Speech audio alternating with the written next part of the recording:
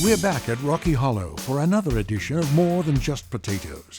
This month, Sara and Attila are talking about how the sport of eventing has evolved over the decades and just what it takes for a top-level sport horse to make it in today's events.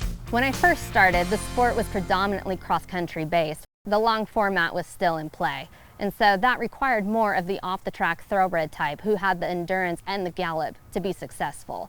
Nowadays, the dressage and the show jumping has migrated to being more at the forefront of success.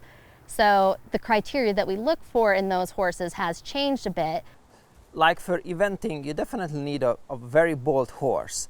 But that horse has to have a super trainable mind because they have to do three very different sports. So basically they are triathlons. They need to be excellent movers. The temperament needs to be there to get a decent dressage test out of them. You need movement, you need submission, you need very good trainability. RHS Action Lady, for instance, I quite like her. She's a 16 one-hand mare who's just on paper a fairly plain package, but when you ride her, she is lovely. She's like riding a sports car around the course. She's very cat-like, she's very quick with her reflexes, and she tries extremely hard for her rider.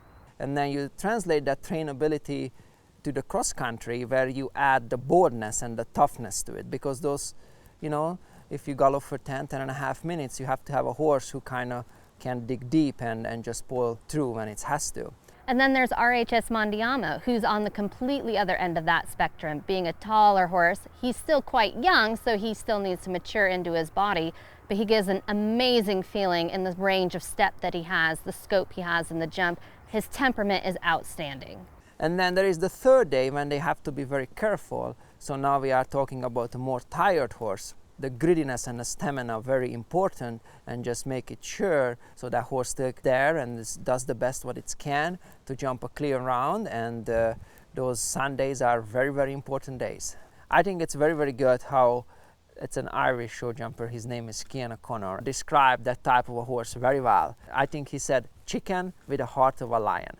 And then RHS for Fortune, he reminds me of a gazelle. He's tall, lanky, extremely trainable, very willing temperament, tries hard, and is extremely easy to ride as you go on through the levels.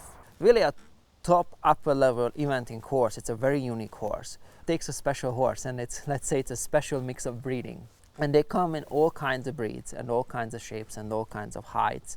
But they all have to have a scopy jump where I feel like probably these days, and where the sport can go like 1.40 m scope easily. RHS Ajax, he's a more sensitive horse, and he came to us fairly green for his knowledge base. So we've been taking it a bit slower with him to help develop him into a confident star we know he will be.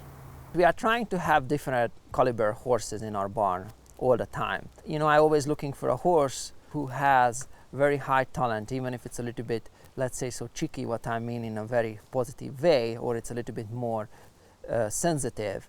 But if you find the right match for those horses, then they definitely can become very, very good horses. Join us next month for our final show in our first season. You are all invited to our Christmas party to celebrate our first successful season of More Than Just Potatoes. We are going to have a huge party.